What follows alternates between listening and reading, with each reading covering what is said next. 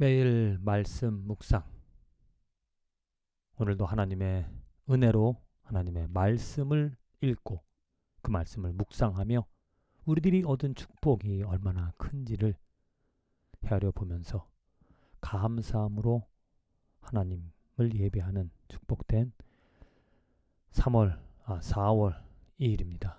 오늘 읽은 말씀은 레위기 5장 그리고 잠언 20장 시편 4장 골로새서 3장의 말씀입니다. 이 말씀을 통해서 우리가 얻은 축복, 정말 우리들이 하나님의 택함을 받은 하나님의 선택을 하나님의 은혜로 우리가 잘나서가 아니라 오직 하나님의 은혜로 선택함을 입은 백성이라는 것이죠. 하나님의 선택함을 받은 백성이라는 것입니다. 그렇기 때문에 내가 나에게 공로가 있는 것이 아니라 오직 하나님의 능력, 하나님의 공로, 하나님의 은혜로 말미암아 오늘 우리가 하나님의 택함을 받아 하나님의 은혜를 누리며 살아가고 있다. 택함을 받은 성도가 얻은 축복이 무엇인지를 날마다 이 말씀을 통하여 깨닫게 되어집니다. 먼저 골로새서 3장의 말씀입니다. 정말 우리들이 예수 그리스도 안에서 선택함을 받아 누릴 수 있는 축복이 많이 있는데 그 중에 무엇이냐? 너희가 서로 거짓말을 하지 말라. 옛사람과 그 행위를 벗어버리고 새 사람을 입었으니 이게 축복이죠. 우리가 하나님의 은혜로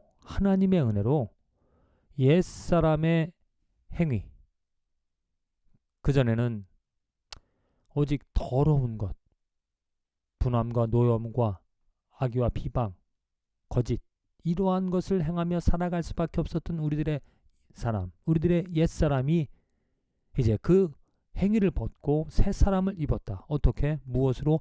예수 그리스도의 그 옷을, 의의 옷을, 그 이름을 입어서 이제는 하나님을 닮은 자기를 창조하신 이의 형상을 따라 지식에까지 새롭게 하심을 입은 자가 되어졌다. 이것이 바로 하나님의 택함을 받은 성도가 우리들이 누리며 살아갈 수 있는 축복이라는 것입니다.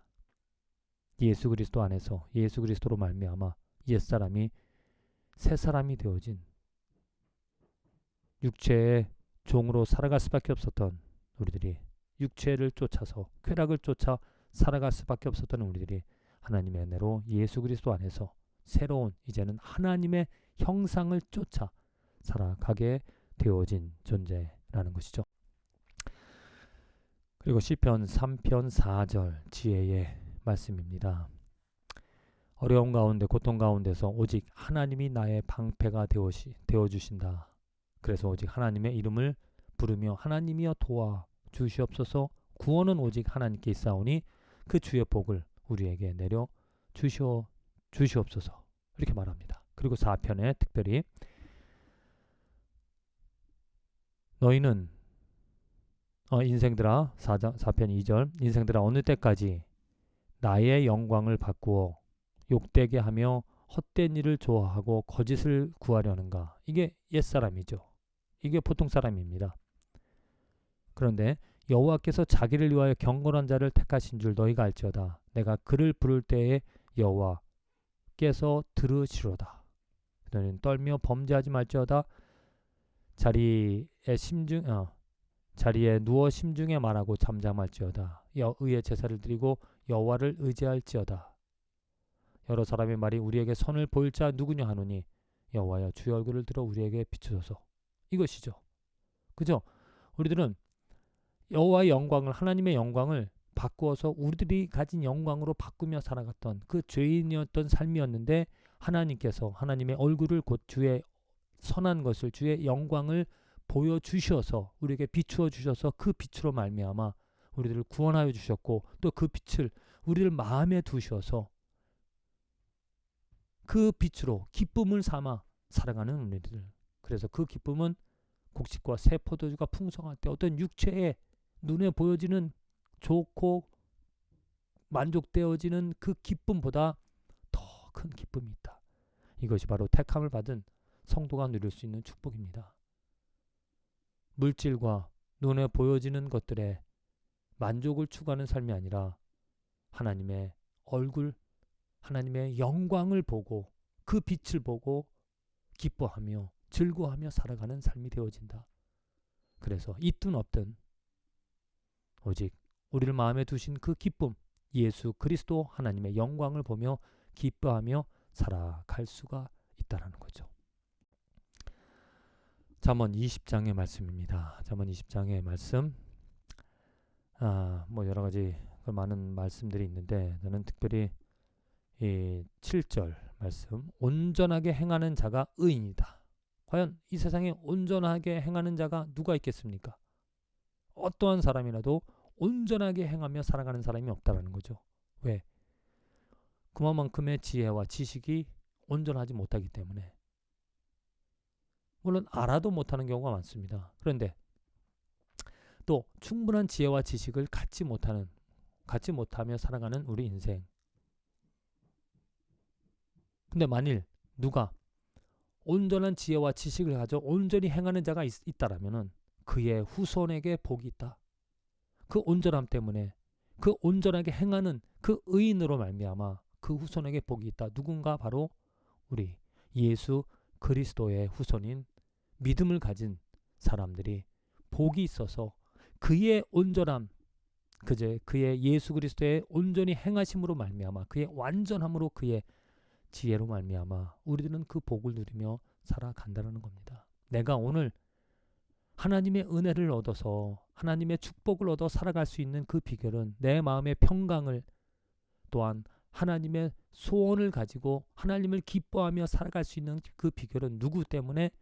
온전히 행한 자 의인 예수 그리스도로 말미암아 우리들이 하나님께서 주시는 복을 누리며 살아가고 있다는 거죠. 이어서 레위기 5장의 말씀입니다. 또 여러 가지 제사법들 가운데서 속건제, 속죄제에 대해서 말을 하고 있죠. 어떻게 속건제를 드리는가? 속건제와 속죄제는 그 깨달았을 때 부지 중에 어떤 사람이 부정에 닿았는데 그 사람의 부정이 어떠한 부정이든지 그것을 깨달았을 때는 허물이 있을 것이고 그 죄들을 깨달았을 때 하나님께 드려야 될 그 허물을 어떻게 사함을 받을 수가 있겠는가? 어린 양이나 염소를 끌어다가 속죄제를 드려라. 그리고 14절부터는 이제 속건제. 성물에 대하여 부지 중에 범죄하였을 때 어떻게 그 죄의 사함을 얻을 수 있는 제사를 드릴 수가 있겠는가?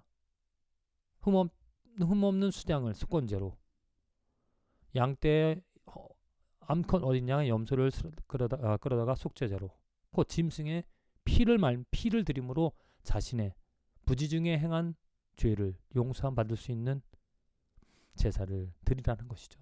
이스라엘 백성들이 이러한 제사를 통하여서라도 하나님께 죄 사함 받을 수 있는 기회를 얻었다는 것 축복입니다.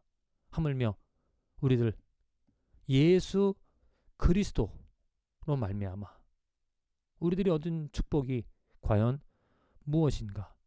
바로 이 예수 그리스도로 말미암아 우리들이 하나님의 은혜를 얻어서 날마다 속건제, 우리가 짐승의 피로 드리는 것이 아니라 오직 예수 그리스도의 그 피로 말미암아 하나님께 용서함을 받고 새로운 관계를 맺으며 하나님이 우리를 기뻐 받으시고 보시며 우리를 축복해 주시는 그 은혜들을 예수 그리스도의 그 희생 제물 되어 주심으로 그의 피로 말미암아 우리는 누리며 살아가고 있다는 것입니다. 우리 진정 저와 여러분들의 삶에서 택함을 받은 이 증거, 택함 받은 성도로서 예수 그리스도의 그 피로 말미암아 날마다 하나님께서 우리를 거룩해 주시는 그 옛 사람에서 벗어나 새 사람이 되어지는 그 경험들을 새로워지는 것을, 마음이 새로워지는 것을, 죄가 씻어지는 것을, 용서함 받는 것을 경험하며 살아갈 수 있게 되어지기를 저는 간절히 기도드립니다.